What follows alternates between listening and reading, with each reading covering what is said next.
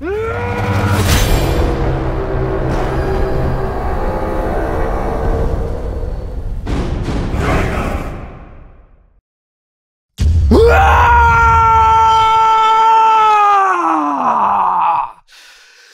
célébration de la virilité, putain de merde.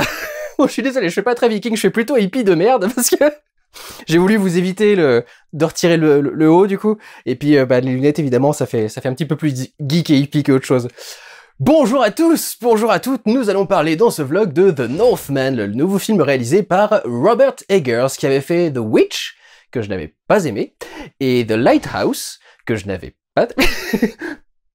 Un petit peu. Les deux sont... Je les avais appréciés esthétiquement, si vous voulez, pour les deux, vraiment, The Lighthouse et The Witch, mais j'étais pas du tout rentré dans l'ambiance et l'histoire. Et ce Northman, pour le coup, je suis beaucoup plus rentré dedans. C'est un mélange extraordinaire de violence et de beauté et de poésie. Pas que je sois vraiment dans le genre de délire extrêmement viriliste qui sont amenés ici, et qui sont célébrés ici en partie, également dénoncés, mais on y reviendra. Mais c'est vrai qu'il y avait une ambiance qui était extraordinaire, c'était extrêmement bien réalisé, les plans étaient magnifiques, les décors sont somptueux. Bon, évidemment, ils ont été tournés, je sais pas, en Islande. Donc c'est vrai que vraiment les décors sont magnifiques.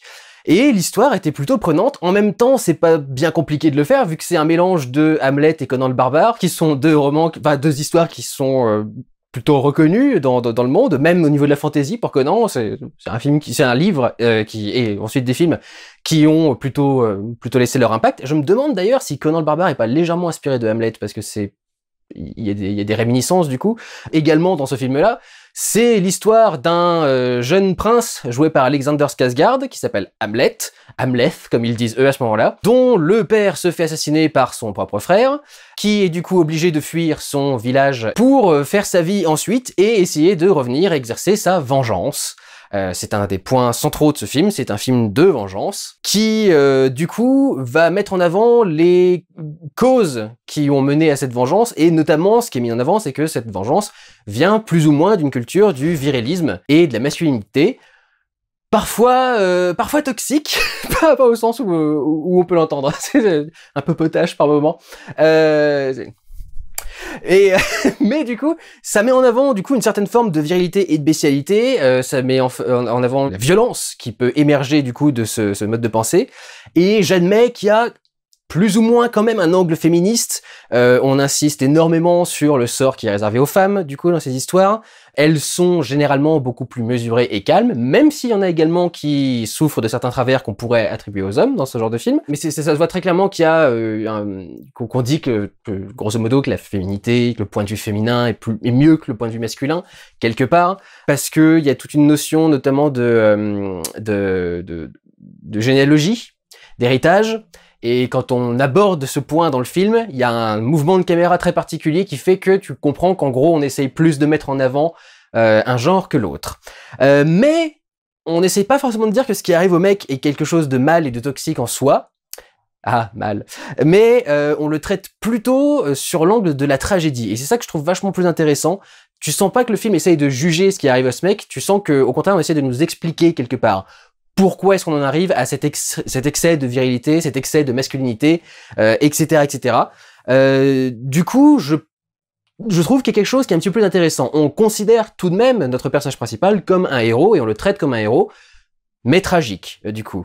Le film va donc s'attacher à filmer et représenter la virilité en général, et il la représente d'autant mieux qu'il essaye véritablement d'aborder le point de vue de l'époque. Il essaie pas forcément de la juger avec notre point de vue à nous, même si quelque part, avec le côté tragédie, il y a un jugement, mais tu sens qu'il essaye plus de nous faire vivre dans le monde tel qu'il existait à cette époque-là, avec ses standards moraux de l'époque, enfin ses valeurs morales de l'époque plutôt que les standards. On nous présente des hommes qui sont extrêmement musculeux, qui sont le plus souvent possible nus, avec quelques petites brumes de modestie pour cacher les parties indésirables à l'image, qui pensent que la meilleure façon de mourir est de mourir au combat, par exemple. Ils sont souvent ivres, ils sont souvent en train de se battre, ils font... on met aussi beaucoup l'accent sur des sports qui sont particulièrement virils. Il y a une sorte d'ancêtre du rugby ou du cricket, peut-être. Et notamment tout le côté rituel, le côté un peu chamanique de certaines scènes, est de quelque chose qui met aussi beaucoup en avant une certaine forme de masculinité. Il y a un plan qui est magnifique sur un énorme feu autour duquel tout le monde danse, et il y a le chaman principal qui est au milieu, qui est filmé entièrement en silhouette, entièrement nu, devant le feu et tout, avec tout le monde qui est en train de s'exciter derrière. Il y a ça devient limite hypnotisant comme truc. Ça rappelle un petit peu certaines scènes qu'il y avait dans The Witch, avec certaines scènes qui montraient le rituel du sabbat, et certaines sorcières à qui il arrivait des trucs un peu particuliers, etc., etc. Donc c'est vrai que ça rappelle un petit peu ce truc-là, mais là où The Witch du coup mettait en avant les femmes en particulier, là ici on met plutôt en avant le côté masculin, et donc il y a énormément de choses dans leur rituel, dans leurs trucs qui sont qui exploitent à fond le côté masculin, notamment, et c'est pour ça que j'ai démarré le vlog tel que je l'ai fait, je suis pas devenu fou d'un coup, mais cette façon de crier, il y a un moment j'ai mis dans mes notes, mais ils savent parler ou ils font que crier en fait. Il y a un moment où tu commences vraiment à te demander ça. C'est intéressant de voir comment est-ce que tout ça est mis en avant, parce que je vous dis, tu sens pas vraiment qu'il y a un jugement non plus. Quand on filme une scène d'action notamment, il y a énormément de violence dans ce film, il y a un petit peu de gore également, on voit beaucoup de lames qui pénètrent, de plaies ouvertes, de tripes qui tombent, de trucs dans ce genre-là. Alors c'est pas non plus tout le temps dans le film. C'est peut-être un petit truc que je vais dire vite fait avant d'aller plus en détail. Si vous allez voir The Northman pour prendre un gros shoot de virilité, vous allez l'avoir votre shoot de virilité, mais il faudra quand même patienter 10 à 15 minutes. On essaye quand même d'avoir une histoire qui est intéressante et qui est correctement mise en place, où on essaie de développer les personnages, où on essaie de développer les enjeux, etc., etc. Et donc on va avoir des scènes qui seront parfois plus en silence, plus intérieures, on va dire.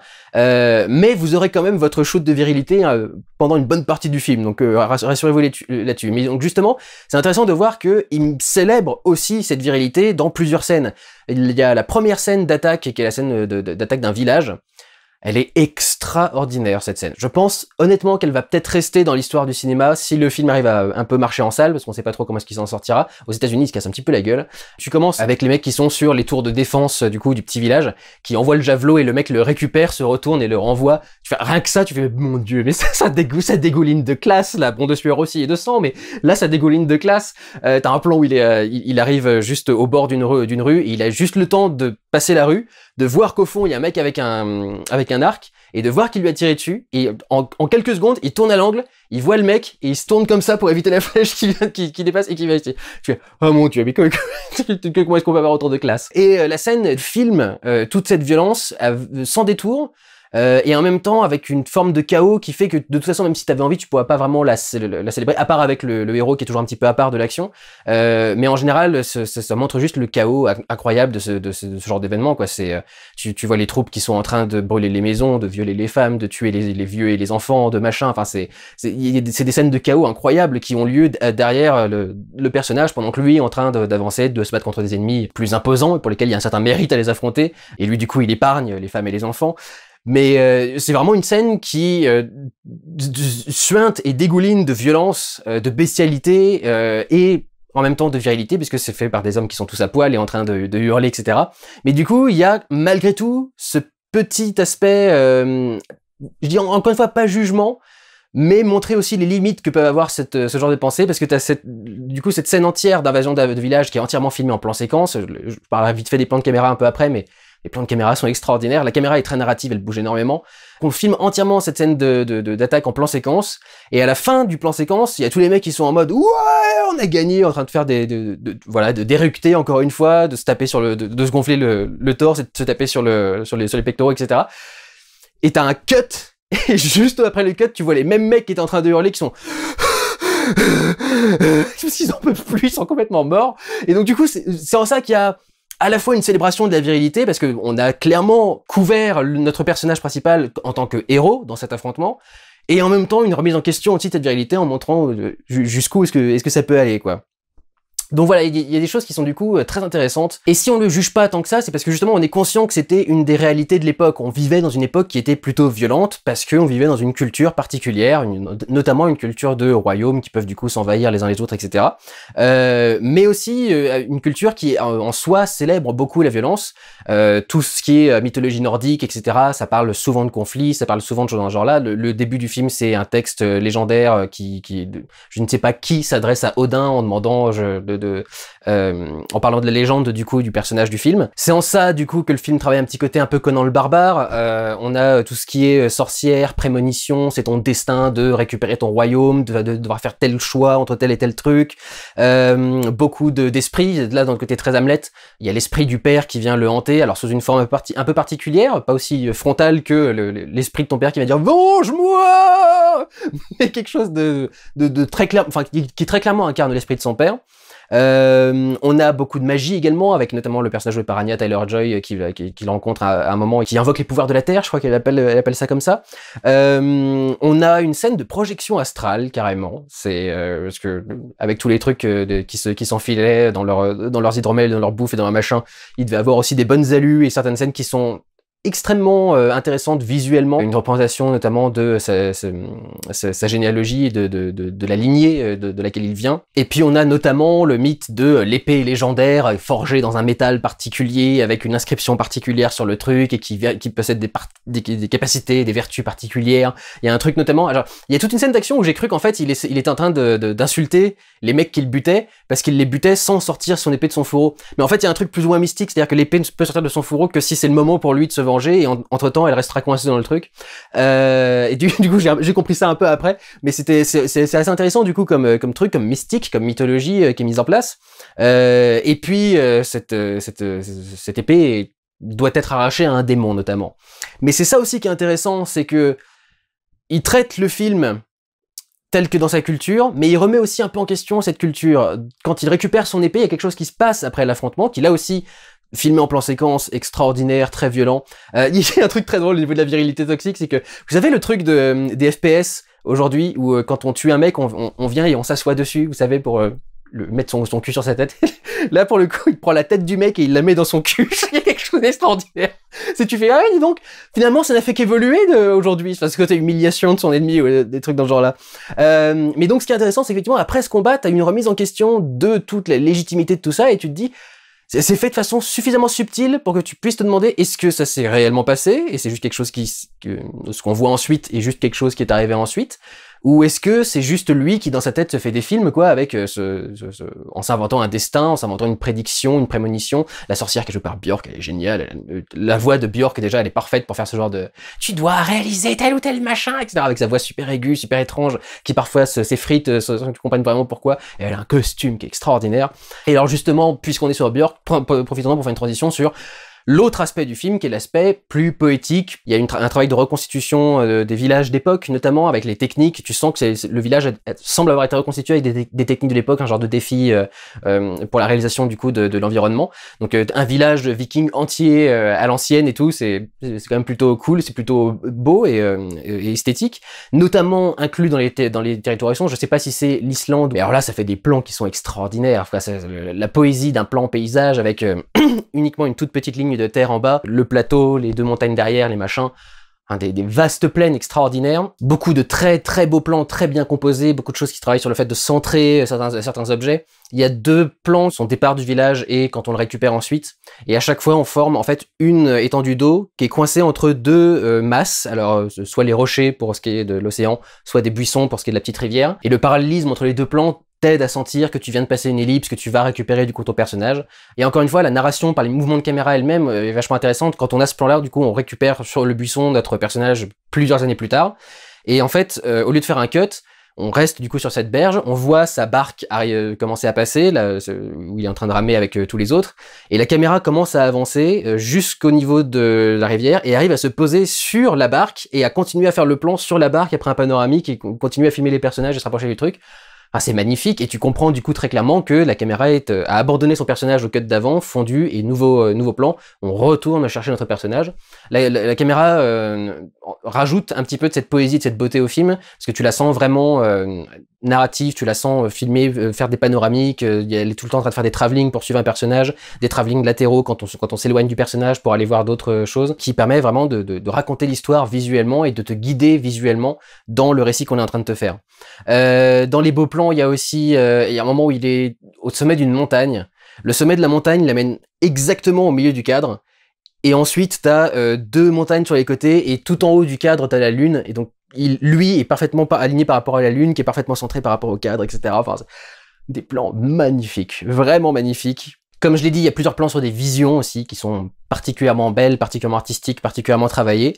Et puis, dans justement ce qui amène de la poésie à ce film, au niveau de l'histoire cette fois-ci, il y a toute une romance avec le personnage de Anya Taylor-Joy, qui amène du coup une certaine tendresse, logiquement dans l'histoire, bien qu'elle soit aussi extrêmement féroce, mais elle amène une certaine tendresse du coup au plan. Et il y a un plan qui est extraordinaire, où ils viennent de s'unir, ils sont tous les deux allongés en cuillère, lui derrière elle, et lui est une masse de muscles extraordinaires, luisant parfaitement à la lumière de la lune, avec quelques ombres des feuillages pour vraiment détourer les contours de son corps magnifiquement sculpté.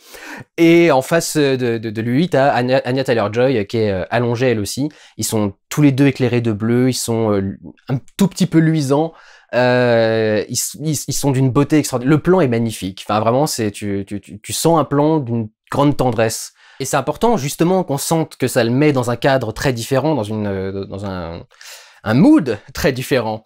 Parce que c'est une des choses qui va, du coup, le mettre en doute et va le faire douter sur sa quête et sur le besoin d'aller au bout de sa quête de vengeance. Est-ce qu'il devrait pas, du coup, plutôt mettre un petit peu ça derrière lui et profiter, au contraire, du très beau cadeau qu'il a, que la vie lui fait. Donc voilà. Mais les femmes n'incarnent pas que la bonté incarnée, la pureté, etc., etc. Il y en a même, par exemple, Anya Taylor-Joy, qui est un personnage très doux et qui est là pour adoucir notre personnage, c'est aussi un personnage qui est extrêmement fort. Elle doit résister à une période extrêmement violente, notamment envers les femmes qui n'ont quasi aucun pouvoir, du coup, à cette époque-là. Il y a un moment où quelqu'un la menace, et le truc qu'elle lui rétorque, j'ai explosé de rire, j'ai trouvé ça extraordinaire.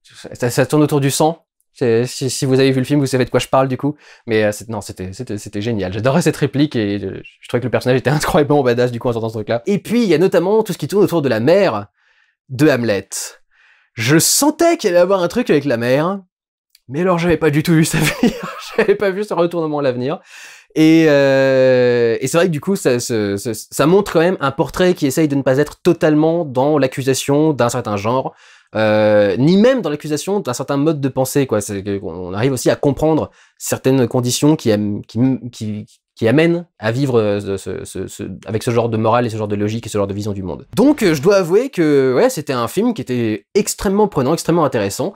En plus d'être bien filmé et d'avoir une histoire assez prenante, une histoire de vengeance, généralement ça accroche plutôt pas trop mal. Des plans magnifiques, une poésie et une violence qui se côtoient à égalité et l'une ne dessert jamais l'autre, l'un ne dessert jamais l'autre.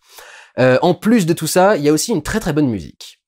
Les compositions pour le film, alors ça m'a un petit peu rappelé par moments les compositions qu'il y avait eu pour Le Roi Arthur, qui est un film que j'avais déjà beaucoup aimé, mais c'est vrai qu'il y a quelques sonorités, des mélanges d'instruments d'époque et des grondements un petit peu sourds et des trucs un peu particuliers qui sont plutôt forts, plutôt intéressants, et notamment pour ce qui est du côté culturel de l'époque, il y a tout un tas de chants de gorge qui sont géniaux, parce que c'est vous savez, les trucs genre espèce de trucs un peu bizarres avec des chants de gorge très particuliers. Et encore une fois, ça rajoute énormément de classe et ça appelle du coup au domaine du mystique qui rajoute du coup quelque chose en plus au film qui est très intéressant. Donc voilà, je pense que je vais pas faire beaucoup plus longtemps. Je suis en train de me scier le front, je pense, avec ce truc. C'est juste un lacet, hein, si vous savez ce que c'est. Et j'ai les cheveux dans la bouche.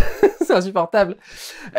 Donc ouais, non, j'ai passé un très très bon moment devant The Northman. Je vous avoue que j'avais un petit peu des doutes. Je redoutais peut-être le film un petit peu trop, film d'auteur prout-prout, notamment à cause des scores qu'il a eu aux États-Unis. Mais franchement, avec la dose de violence, j'ai du mal à comprendre pourquoi est-ce qu'il a autant de mal à rencontrer son public aux États-Unis. Je pensais pas que je serais le public visé, notamment j'aime pas The Lighthouse et The Witch. Donc je pensais pas pouvoir aimer son troisième film non plus.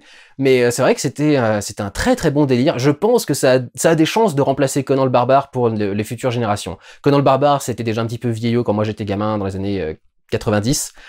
Pour mes frangins étaient à fond de Conan le Barbare, mais moi je trouvais que c'était déjà un peu ringard.